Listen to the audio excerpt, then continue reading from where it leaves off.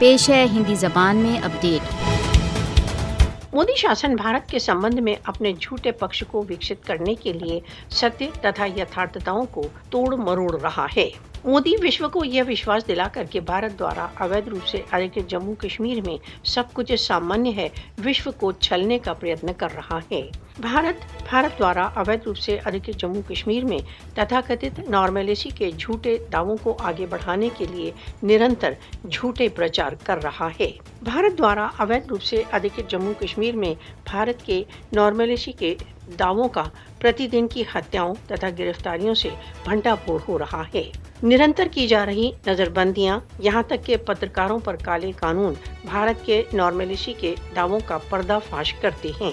भारतीय सशस्त्र बलों ने भारत द्वारा अवैध रूप से अधिकृत जम्मू कश्मीर को एक खुली जेल में परिवर्तित कर दिया है, जहां निरंतर मूल मानव अधिकारों का उल्लंघन हो रहा है।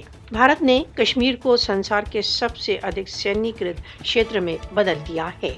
भारत इस प्रकार का चित्र प्रस्तुत करता है जैसे भारत द्वारा अवैध रूप से अधिकृत कश्मीर में सब कुछ नॉर्मल है, लेकिन यथार्थता यह है कि घाटी में सब कुछ नॉर्मल के विरुद्ध है। मोदी शासन को घाटी की यथार्थ स्थितियों की जानकारी के लिए राष्ट्रसंघ पर्यवेक्षकों तथा सार्वभौमिक मानव अधिकार संगठनों को भारत द्वारा अवैध रूप से अधिकृत जम्मू कश्मीर की यात्रा की अनुमति देना चाहिए। कश्मीरी जनता की सुनवाई होनी चाहिए तथा उन्हें अपने भविष्य के विषय में निर्णय का अवसर दिया जाना चाहिए। कश्मीर विवाद के समाधान के बिना दक्षिण एशिया में शांति तथा स्थायित्व मात्र एक स्वप्न रहेगा।